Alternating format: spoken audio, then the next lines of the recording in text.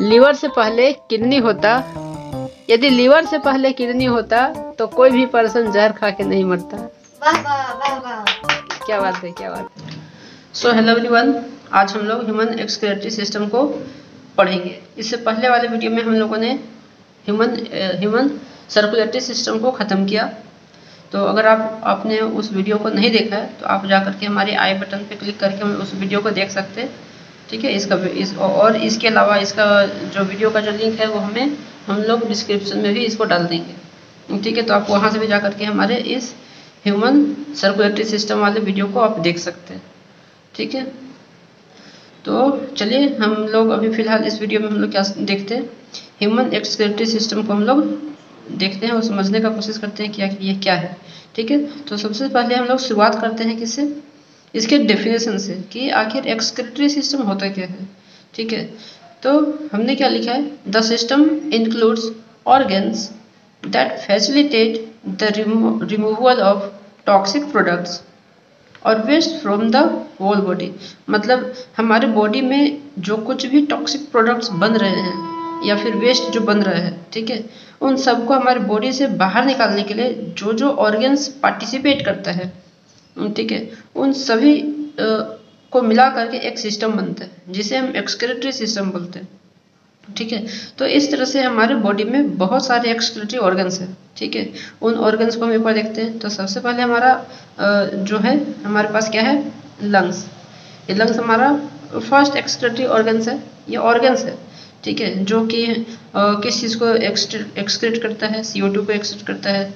ये हमारा जब हम लोग रेस्पिरेशन कर रहे होते हैं तो उस दौरान CO2 बनता है जो कि हमारे बॉडी से फिर रेस्पिरेशन के थ्रू बाहर आता है। फिर है वाटर वेपर, उसी दौरान हम लोग वाटर वेपर भी एक्सक्रीट करते हैं। उसके अलावा हम लोग के लंग्स में कुछ बलगम्स बनता है जिसको भी हम लोग को बाहर निकालना पड़ जाता है, ठीक है। उसके अलावा हमारा स्मॉल इंटेस्टाइन में जो है ये अनडाइजेस्टेड फूड जो है वो बाहर करता है स्मॉल इंटेस्टाइन, ठीक है। उसके अलावा हमारा क्या, स्किन हमें सबको पता है कि हमें गर्मी के दिन में पसीना आता है, तो पसीना भी हमारा क्या है, वो एक वेस्ट प्रोडक्ट है, ठीक है। उसके अलावा उस पसीने में हम सॉल्ट बाहर आता है, ठीक है। फिर गर्मी के दिन में हमारे फेसेस पे ऑयल वगैरह जमा होने लगता है, ऑयल निकलना शुरू हो जाता है जिसे हम सीबम कहते हैं। तो ये भी हमारा एक क्या है, एक्सक्रीशन है, ठीक है। उसके अलावा ये हमारे पास दो इम्पोर्टेंट है, ठीक है, इसका रोल इसमें भी आता है, ठीक है। तो लीवर क्या है, ये हमारे बॉडी का सबसे बड़ा ग्लैंड होता है, ये बहुत इंपॉर्टेंट है। ये क्या करता है, हमारे बॉडी में जब हम लोग कुछ खाना वगैरह खाते हैं तो हमारे बॉडी में प्रोटीन भी जाता है, ठीक है। वो उस प्रोटीन से हमारे बॉडी में उसी का प्रोडक्ट बनता है, जैसे कि अमोनिया। मतलब अमोनिया क्या है, एक प्रोटीन का प्रोडक्ट है, ठीक है। तो ये भी बन जाता है। एक्सेस प्रोटीन जब हम लोग खा लेते हैं तो उसमें से जो इस्तेमाल होने वाला होता है वो इस्तेमाल हो जाता है। बाकी का जो एक्सेस है ना, वो लीवर में है, वो अमोनिया के रूप में कन्वर्ट होने लगता है, ठीक है। तो ये लीवर क्या करता है, उस अमोनिया को यूरिया में कन्वर्ट कर देता है, ठीक है। जो एक्सेस प्रोटीन से जो अमोनिया बना, उस अमोनिया को लीवर क्या करता है, उसको यूरिया में कन्वर्ट कर देता है, ठीक है। अब क्या होता है, ये यूरिया कन्वर्ट हो गया तो ये तो बहुत ज़्यादा हानिकारक था, ठीक है। तो इसको कम हानिकारक में बना देता है, ठीक है, कन्वर्ट कर देता है। यूरिया भी खतरनाक है लेकिन इससे कम खतरनाक है, ये हमारे बॉडी को गला सकता है लेकिन ये नहीं। तो अब आगे क्या होता है, ये यूरिया हमारे ब्लड में चला जाता है, ये यूरिया हमारे ब्लड में चला गया। अब किडनी का काम होता है इस यूरिया को बाहर निकालना, ठीक है। किडनी का काम क्या है, इस यूरिया को बाहर निकालना। तो अब इन सारे एक्सक्रीटरी ऑर्गन्स में जो सबसे ज़्यादा इम्पोर्टेंट और सबसे ज़्यादा कॉम्प्लेक्स है वो है हमारा किडनी, और हम इस वीडियो में इसी किडनी के बारे में पढ़ने वाले हैं। तो चलिए आखिर इसको भी निपटाया जाए, ठीक है, बहुत आसान भाषा में इसको भी समझा जाए। तो चलिए सबसे पहले हम लोग किडनी के बारे में थोड़ा सा जानकारी ले लेते हैं, ठीक है। तो सबसे पहला पॉइंट है हमारा, it is the most important excretory organ. जैसा कि हम लोगों ने सारे और एक्सक्रीटरी ऑर्गन में हमने बताया था कि ये जो है सबसे इम्पोर्टेंट एक्सक्रीटरी ऑर्गन होता है जो कि कॉम्प्लेक्स होता है, ठीक है। और ये क्या है, ये हमारे बॉडी में इसकी संख्या कितना होता है, ये इसकी संख्या 2 होती है, ठीक है। ये जो है ये बीन शेप का होता है। ठीक है, ये हमारे पास क्या होता है, बीन शेप का या सेम शेप का होता है। ठीक है, उसके अलावा क्या है, इसका जो वजन होता है अप्रोक्सीमेटली 140 ग्राम के लगभग में होता है। ठीक है, और इस किडनी के बाहर में जो है एक मेम्ब्रेन होता है। ठीक है, इस मेम्ब्रेन को हम लोग क्या बोलते हैं, पेरिटोनियम मेम्ब्रेन बोलते हैं। ठीक है, जो किडनी है वो एक मेम्ब्रेन से ढका हुआ होता है, उसी को हम लोग क्या बोलते हैं, पेरिटोनियम मेम्ब्रेन। ये कुछ पॉइंट्स था जो कि किडनी के बारे में था, और आगे इसके आगे हम लोग और इसके पॉइंट्स को देखेंगे, जो कि हम लोग इसके स्ट्रक्चर से देखेंगे कि आखिर इसके स्ट्रक्चर से और क्या क्या हम लोग चीज़ें पता कर सकते हैं। ठीक है, तो अब हम लोग स्ट्रक्चर पे जाते हैं। तो ये हमने तैयार कर लिया है किडनी का आउटर स्ट्रक्चर। ठीक है, इस तरह से हम जो है वो हमें अपने बॉडी में दिखाई देता है।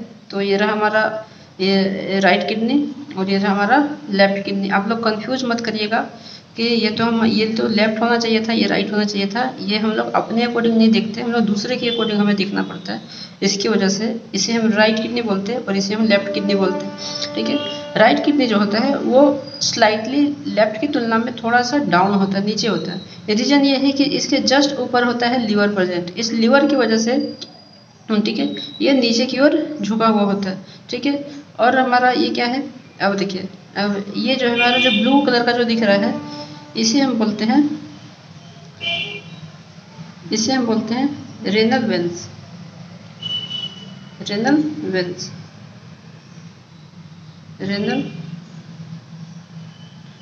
ठीक है, और ये जो रेड कलर का दिख रहा है ये क्या है, हमारा रेनल आर्टरी। ठीक है, ये रेनल आर्टरी है। अब हमें पता है कि किडनी जो है वो फिल्टर करने का काम करता है, ब्लड में जो भी टॉक्सिक प्रोडक्ट होता है उसको निकालने का काम करता है। ठीक है, तो अब क्या है, देखिए ये आर्टरीज के थ्रू जो ब्लड है वो किडनी में इंटर करता है। अब ऐसा नहीं कि ये सिर्फ इधर है रेड तो इधर ही जाएगा, ये जो ब्लड है वो इधर भी जाता है और इधर भी जाता है। ठीक है, तो ब्लड इधर की ओर इंटर किया।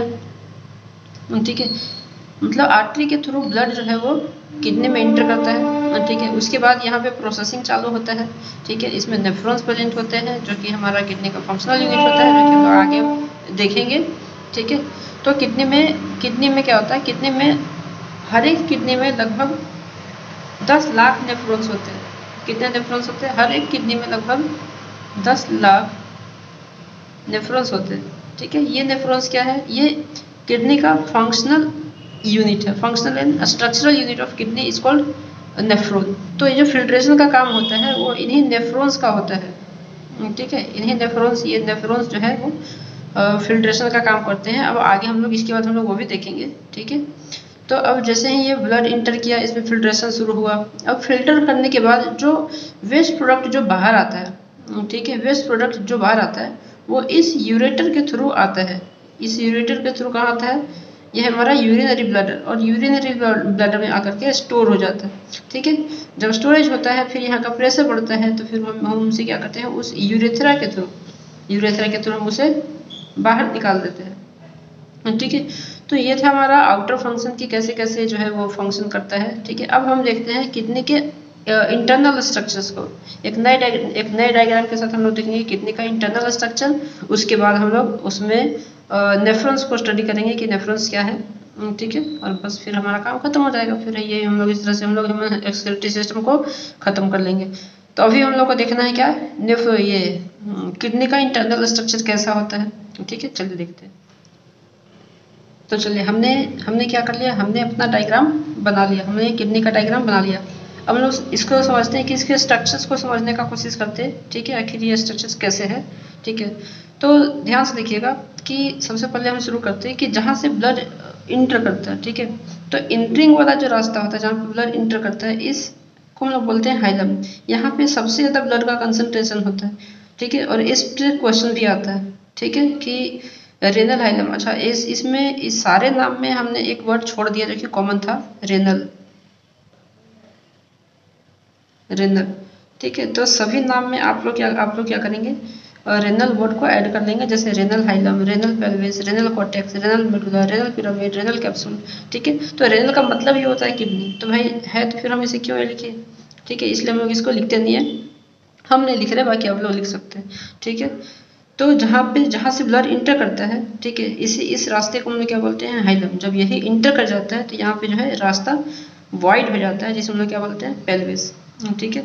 तो इस हाइलम के पास ब्लड का कंसंट्रेशन बहुत ज़्यादा होता है, इससे क्वेश्चन आता है ऑब्जेक्टिव में, ठीक है।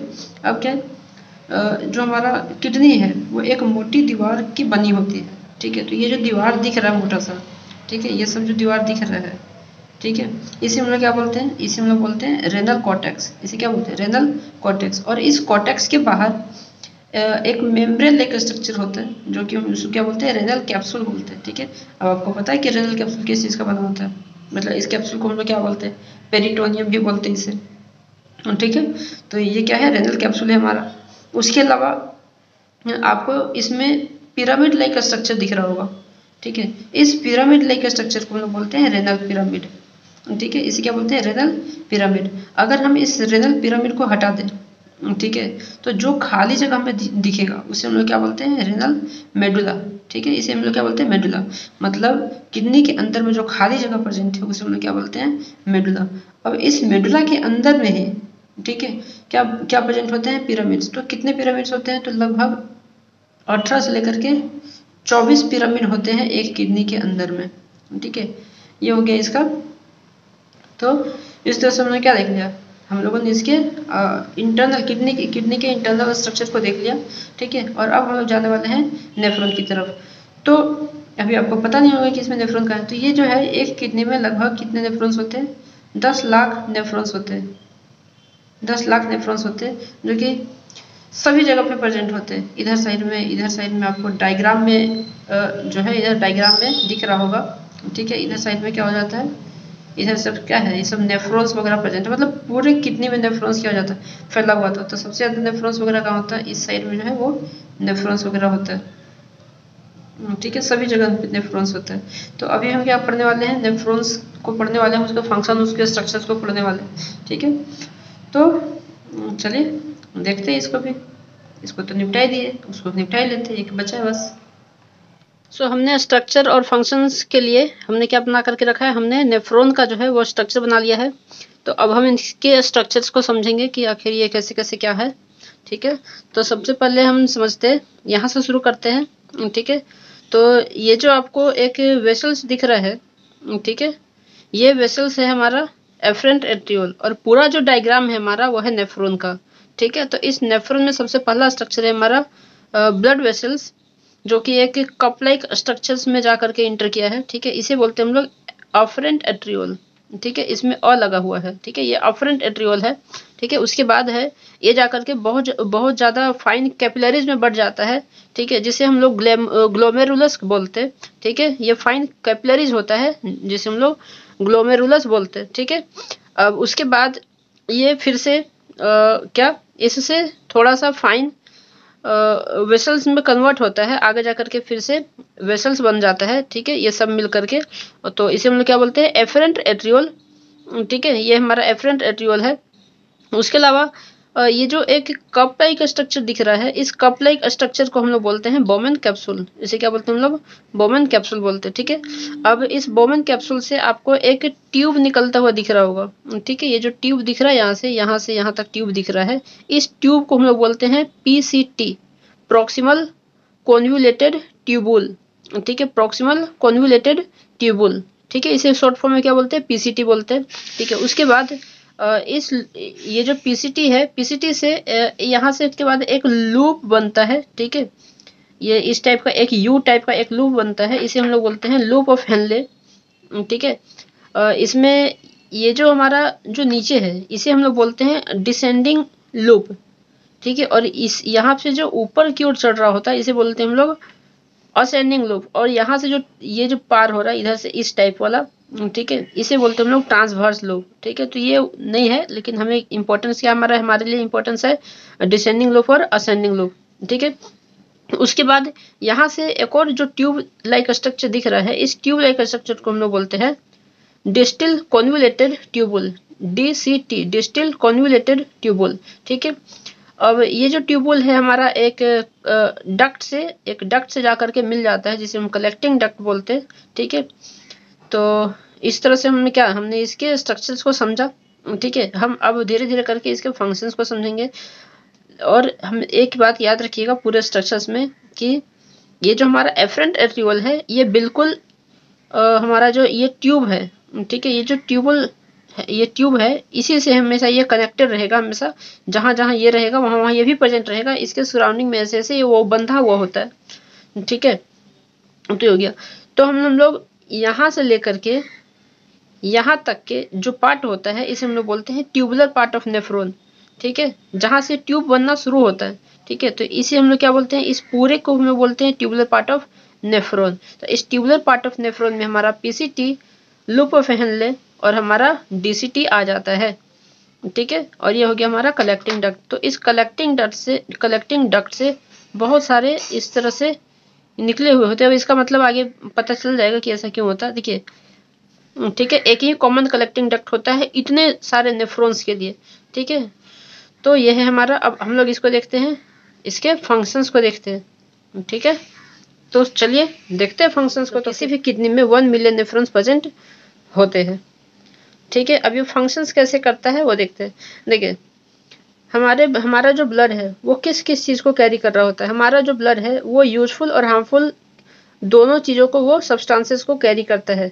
यूजफुल चीज़ें में जैसे ग्लूकोज, ठीक है, जैसे कि हमारे पास glucose, amino acid, water, ions, salt, इसके अलावा बहुत सारे मिनरल्स को ये कैरी कर रहा होता है, ठीक है। तो सिर्फ क्या इतना ही ब्लड कैरी करता है? नहीं, इसके अलावा हमारे बॉडी में जो हार्मफुल सब्सटेंसेस बन रहा है, जैसे कि हमारे जैसे अमोनिया, ठीक है, चूंकि ये यूरिया में कन्वर्ट हो जाता है तो हम क्या कह सकते हैं कि हमारे ब्लड में क्या ट्रांसपोर्ट हो रहा है, यूरिया ट्रांसपोर्ट हो रहा है, ठीक है। उसके अलावा वायरसेस होता है, बैक्टीरिया होता है, बहुत सारा चीज़ें होता है जो कि हार्मफुल होता है, ठीक है। इन सब को भी जो ब्लड है वो कैरी कर रहा होता है, ठीक है।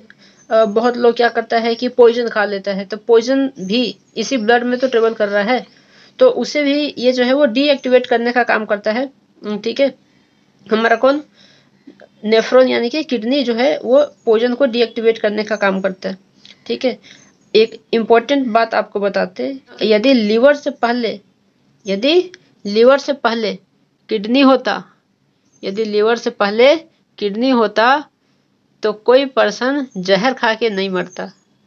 क्या बात है, क्या बात है, ताली मारो फिर से, सारी है ना। हाँ, यदि लीवर से पहले किडनी होता तो कोई भी पर्सन जहर खा के नहीं मरता। वाह वाह वाह वाह, क्या बात है, क्या बात है, ये तो पढ़ाई में शायरी ढुक गया। ठीक है, इरशाद, ठीक है, आगे देखते हैं, ठीक है। तो ये बात सच है कि लीवर से पहले यदि किडनी होता तो कोई भी पर्सन नहीं मरता। इसका रीजन ये है कि ये जो किडनी है ये उस जहर को फिल्टर करके बिल्कुल ही अलग कर देता है, ठीक है। लेकिन जो हमारा लीवर है वो उसको मारने का काम करता है, उसे लड़ने का काम करता है, इसकी वजह से वो भी डैमेज हो जाता है, ठीक है। जैसे कोई लोग बियर वगैरह पीता है, शराब पीता है, तो उसकी वजह से वो लड़ता तो है, उसके पास कैपेसिटी है लड़ने का, लड़ता है, लेकिन कितना लड़ेगा, लड़ते लड़ते वो भी बूढ़ा हो जाता है, बेचारा मर जाता है, ठीक है। लेकिन ये ऐसा नहीं है, ये बोलता है हम तुमसे लड़ेंगे नहीं, तुमको साइड ही कर देंगे। तो ये क्या करता है, उसको सीधा सीधा साइड कर देता है, तू हट जा, तेरे से कोई मतलब नहीं है, ठीक है, सिर्फ फिल्टर कर देता है, ठीक है। तो अब आगे देखते हैं। तो हमारा जो ब्लड है वो इस रास्ते से, चलिए रेड पेन ले लेते हैं। तो हमारा जो ब्लड है, ठीक है, जिसमें सब कुछ मिला हुआ है, गंदगी संदगी सब कुछ मिला हुआ है, कचरा सब भर के ला देता है, ठीक है, ये इसमें मिला हुआ है, ठीक है। तो इसके थ्रू हमारा ब्लड इंटर करता है। चूंकि इसमें बहुत ज़्यादा हाई प्रेशर होने की वजह से, ठीक है, इसमें जो है इस एफरेंट एट्रियोल में बहुत ज़्यादा हाई प्रेशर होने की वजह से, ठीक है, ये किस में इंटर करता है, ग्लोमेरुलस में। ग्लोमेरुलस में जैसे ही इंटर करता है तो ड्यू टू हाई प्रेशर इसमें से क्या हो जाता है, हमारा इसेंशियल चीज़ें भी एब्जॉर्ब यहाँ पे हो जाता है, यहाँ पे छंद करके इंटर कर जाता है, किसमें, बोमेन कैप्सूल में इंटर कर जाता है, ठीक है।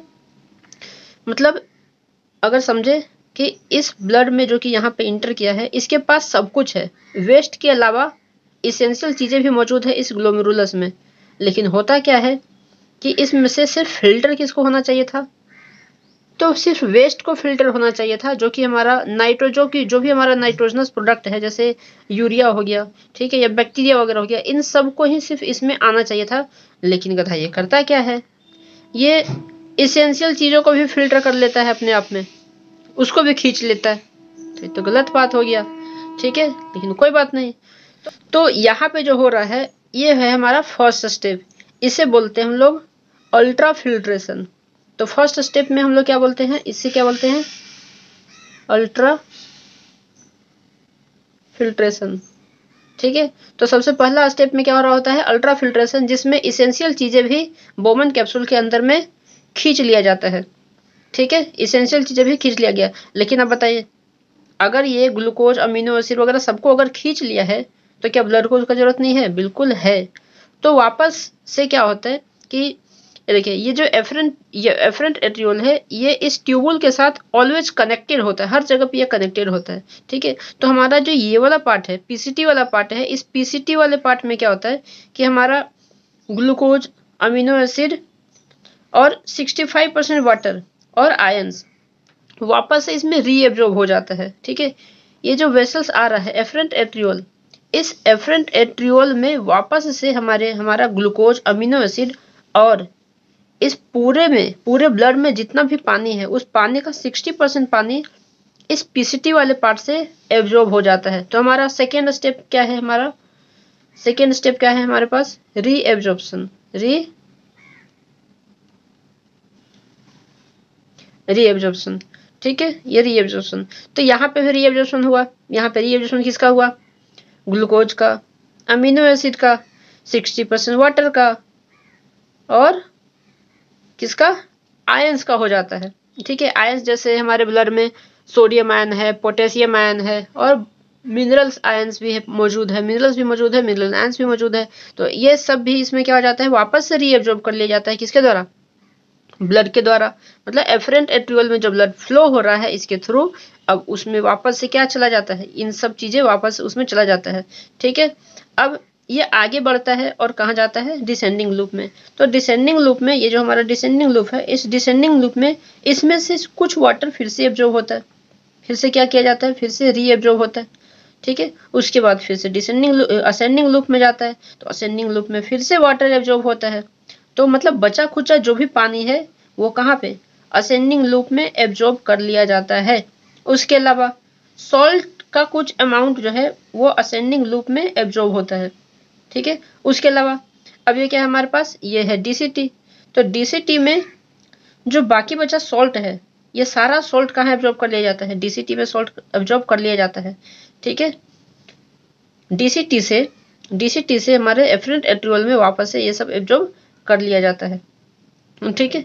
एब्जॉर्ब करने के बाद ये फिर कहाँ चला जाता है, ये हमारा चला गया कहाँ पे, ये हमारा सर्कुलेटरी सिस्टम में वापस से चला जाता है और ये वापस से इसको भेज देता है कहाँ पे, लंग्स में, लंग्स बोल रहे हैं यहाँ पे, हार्ट में। फिर हार्ट उसको पंप करता है कहाँ तक, लंग्स तक। लंग्स से फिर प्योर होता है, फिर ये सर्कुलेटरी सिस्टम पूरा चलता ही रहता है, ठीक है। और तो हमने इसेंशियल चीजों को वापस से कहाँ डाल दिया, सारे इसेंशियल चीजों को 1 by 1 करके इन सभी जगहों में धीरे धीरे रीअब्जॉर्प्शन हुआ। रीअब्जॉर्प्शन करके हमने ग्लूकोज, अमीनो एसिड, 60% वाटर, ठीक है, उसके बाद फिर वाटर, उसके बाद फिर वाटर, फिर सॉल्ट, फिर आयंस, मतलब जितने भी इसेंशियल चीजें थे सबको हमने क्या कर दिया, वापस से उसी ब्लड में डाल दिया जहां से वो निकल करके आया था, ठीक है। तो निकल के आया और ये तो चला गया हमारा कहाँ, सर्कुलेटरी सिस्टम में वापस चला गया। लेकिन जो हमारा वेस्ट प्रोडक्ट बच गया, जैसे नाइट्रोजनस प्रोडक्ट हो गया, बैक्टीरिया हो गया, कोई क्या जहर खाया होगा, पॉइजन खाया होगा, तो पॉइजन वगैरह सब इससे ट्रेवल करते हुए कहाँ चला जाता है, कलेक्टिंग डक्ट में। तो हमारा जो वेस्ट प्रोडक्ट है, ठीक है, इसके अलावा हमारे पास जितना भी वेस्ट है, ठीक है, ये सब कलेक्टिंग डक्ट के रास्ते होते हुए कहाँ चला जाता है, यूरेटर में। और यूरेटर से कहाँ चला जाता है, यूरिनरी ब्लैडर में। और यूरिनरी ब्लैडर से हम लोग सूसू करके बाहर निकाल देते हैं, ठीक है।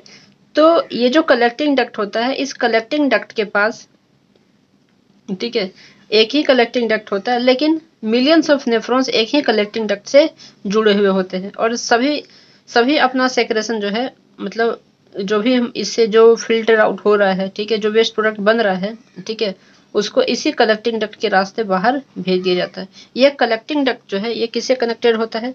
ये कलेक्टिंग डक्ट आगे जाकर के क्या बन जाता है? यूरेटर बन जाता है, ठीक है। ये जो हमारा ऐसे किडनी था, किडनी से जो यहाँ से ऐसे निकला था, ये है हमारा यूरेटर, ठीक है। तो जो कलेक्टिंग डक्ट है किसका रूप ले लेता है? यूरेटर का रूप ले लेता है और यूरेटर के थ्रू जो है वो वेस्ट प्रोडक्ट यूरिनरी ब्लैडर में जमा हो जाता है और यूरिनरी ब्लैडर से ये यूरेथ्रा के थ्रू बाहर निकाल दिया जाता है, ठीक है। तो ये रहा हमारा structure and function of nephron. हमने आपको कैसा पढ़ाया, क्योंकि ये हमारा क्या है, हमारा यूट्यूब पे पहला एक्सपीरियंस है पढ़ाने का, तो बहुत ज़्यादा नर्वसनेस फील होता है पढ़ाते समय, ठीक है। तो ज़्यादा हम लोग मजाक वगैरह मस्ती वगैरह नहीं कर पाते हैं, थोड़ा सा खराब लगता है या फिर बोले तो नहीं कर पाते हैं, ठीक है। तो अभी आपको हमारा वीडियो कैसा लगा, समझ में आया या नहीं आया, ठीक है, ये हमें कमेंट में करके बता सकते हैं आप, ठीक है। और अगर समझ में आया तो एक सब्सक्राइब कर दें। और इससे पहले हम लोगों ने क्या पढ़ा था? इससे पहले हम लोगों ने पढ़ा था, ठीक है, ट्रांसपोर्टेशन पढ़ा था। तो ट्रांसपोर्टेशन में हम लोगों ने ब्लड सर्कुलेटरी सिस्टम को पढ़ा था। तो आप जा करके उस ब्लड सर्कुलेटरी सिस्टम वाले वीडियो को भी आप लोग देख सकते हैं, जिसमें हमने आर्टरीज और वेन्स के बीच में डिफरेंस, डबल सर्कुलेटरी सिस्टम और ह्यूमन हार्ट को बहुत अच्छे ढंग से समझाने का कोशिश किया था, ठीक है। तो इसका वीडियो आपको आई बटन पे मिल जाएगा, वीडियो के लास्ट में भी मिल जाएगा और डिस्क्रिप्शन में भी डाल देंगे, आप कहीं से भी जा करके देख सकते हैं इस वीडियो को, ठीक है। तब तक के लिए बाय बाय, सी यू दूसरे वीडियो में।